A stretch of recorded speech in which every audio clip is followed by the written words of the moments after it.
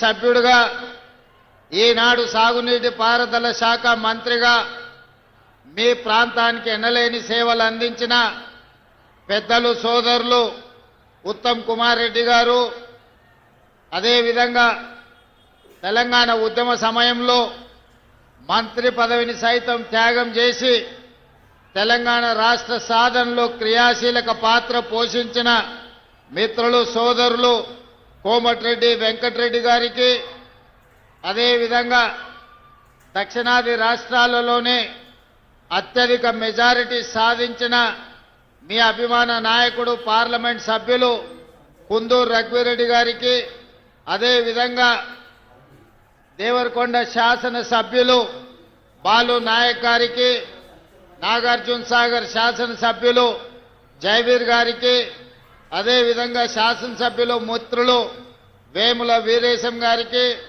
అదేవిధంగా తుంగతుర్తి శాసనసభ్యులు మందుల సామేల్ గారికి, అచ్చంపేట శాసనసభ్యులు డాక్టర్ వంశీకృష్ణ గారికి, అదేవిధంగా మీ అభిమాన నాయకుడు శాసన మండలి సభ్యులు గిరిజన సాధి పార్టీ అధ్యక్షులు శంకర్ నాయక్ గారికి, నెల్లిగుంట సత్యం సిపిఐ శాసన మండలి సభ్యులకు, వివిధ కార్పొరేషన్ల చైర్మన్లు, పార్టీలో జిల్లా పార్టీ అధ్యక్షులు, పార్టీకి సంబంధించిన ప్రభుత్వంలో వివిధ హోదాలలో బాధ్యతలు నిర్వహిస్తున్న వేదిక మీద ఉన్న పెద్దలు, ఈనాడు ఈ ప్రజాప్రభుత్వం ప్రగతి బాట కార్యక్రమంలో వేలాదిగా పాల్గొని ఈ మున్సిపల్ ఎన్నికల ప్రచారంలో తెలంగాణలో మనం సాధించబోతున్న విజయానికి విజయ సూచికగా వచ్చేసిన వేలాది మంది కాంగ్రెస్ పార్టీ కార్యకర్తలకు,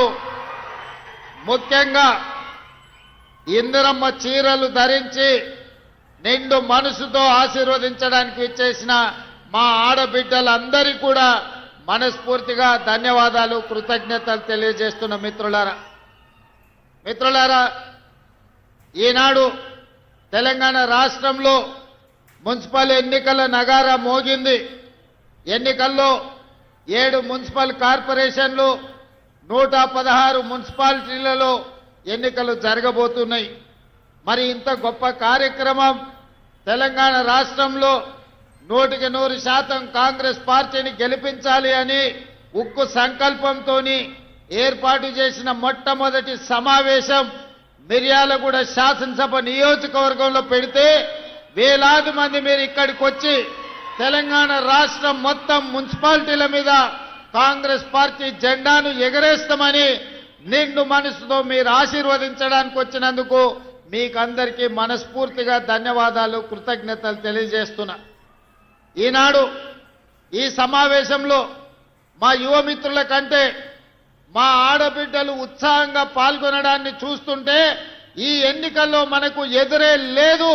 మహిళా శక్తి ముందు ఎవరు నిలబడలేరు, ఎవరి వల్ల కాదు ఈసారి విజయాన్ని అడ్డుకోవడంలో అని చెప్పి నాకు సంపూర్ణమైన విశ్వాసం, నమ్మకం కలిగింది. మిత్రులారా, మనం వచ్చి 2 సంవత్సరాలైంది. ఈ 2 సంవత్సరాలలో మనం తీసుకున్న కార్యక్రమాలను ఒక్కసారి ఆలోచన చేయండి. ఈ 2 సంవత్సరాలు ఈ ప్రభుత్వం పేదల కోసం, గిరిజనుల కోసం, ఆదివాసీల కోసం, బలహీన వర్గాల కోసం, రైతుల కోసం, మహిళల కోసం, విద్యార్థుల కోసం, నిరుద్యోగ యువకుల కోసం ప్రభుత్వం అమలు చేసిన సంక్షేమ పథకాలతో పాటు తెలంగాణ రాష్ట్రంలో జరుగుతున్న అభివృద్ధి పథకాలను ఒక్కసారి ఆలోచన చేయండి. వాటన్నిటిని చూసి రాబోయే మున్సిపల్ ఎన్నికల్లో ప్రజల్ని తీర్పు ఇవ్వవలసిందిగా ఈ వేదిక మీద నుంచి ఈరోజు మీకు అందరికీ విజ్ఞప్తి చేస్తున్నా. మిత్రులారా, ఆనాడు మీరందరూ చూసిండ్రు, మీడియా మిత్రులు ఇక్కడ సాక్షిగా ఉన్నారు. ఏ గ్రామంలో అయినా ఎవరికైనా నాడు రేషన్ కార్డులు ఇచ్చిండ్రా? ఈ తెలంగాణ రాష్ట్రం వచ్చిన తర్వాత పేదలు కనీసం ప్రభుత్వం వైపు నుంచి సహకారం ఇచ్చినా ఇవ్వకపోయినా వాళ్ళ గుర్తింపు కోసం, వాళ్ళ గౌరవం కోసం తెలంగాణ రాష్ట్రంలో రేషన్ కార్డులు అడిగితే 10 సంవత్సరాలు నిరీక్షించాల్సిన పరిస్థితి.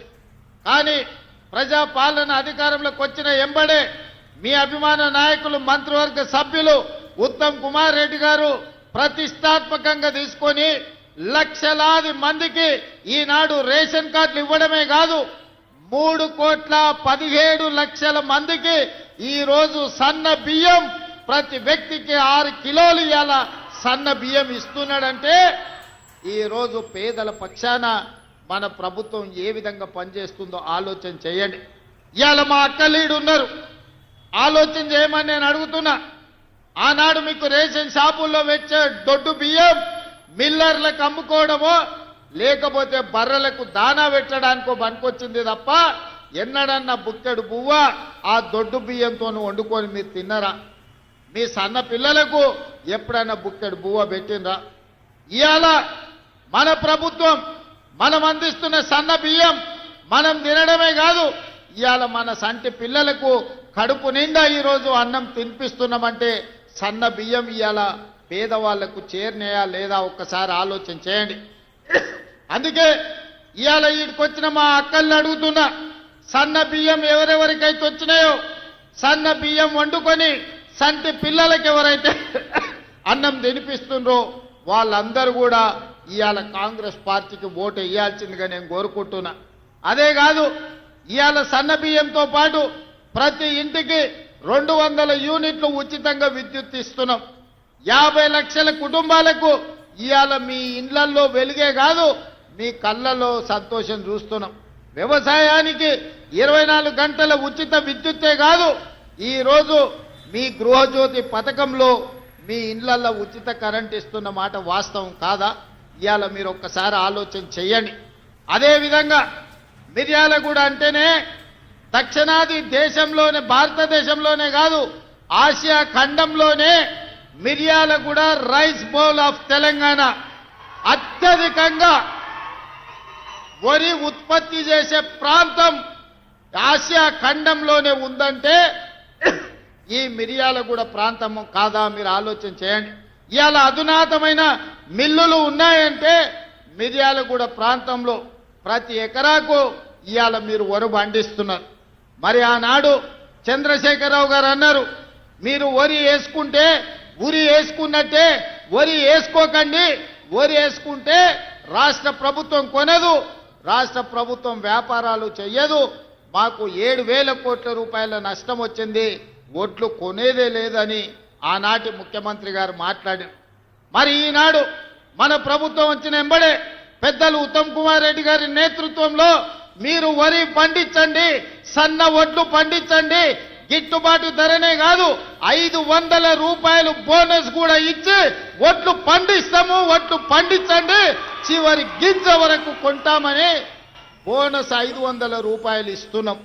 అంటే నల్గొండ మిర్యాలగూడ ప్రాంతంలో ఇవాళ రైతులు పండించే వడ్లకు గిట్టుబాటు ధరనే కాదు 500 రూపాయల బోనస్ ఇస్తున్నామంటే అత్యధికంగా లబ్ధిదారులు ఇవాళ మిర్యాలగూడ ప్రాంతంలోనే ఉన్నారన్న సంగతి ఈరోజు మీరు ఆలోచన చేయండి. అదేవిధంగా రైతు రుణమాఫీ 25,35,000 మందికి 21,000 కోట్ల రూపాయల రైతు రుణమాఫీ చేసి రైతులను అప్పుల నుంచి విముక్తి కలిగించడమే కాకుండా రైతు భరోసా కార్యక్రమంలో భాగంగా ప్రతి ఎకరాకు 6,000 రూపాయలు 9,000 కోట్ల రూపాయలు 9 రోజుల్లోనే మీ ఖాతాలో వేయడం జరిగింది. తొందరలోనే మళ్ళా 9,000 కోట్ల రూపాయలు రైతు భరోసా కార్యక్రమంలో భాగంగా మున్సిపల్ ఎన్నికలు ముగిసిన వెంటనే మీ ఖాతాలలో రైతు భరోసా నిధులు వేసే బాధ్యత రాష్ట్ర ప్రభుత్వం తీసుకుంటుంది. మొత్తానికి ఈ 2 ఏళ్లలో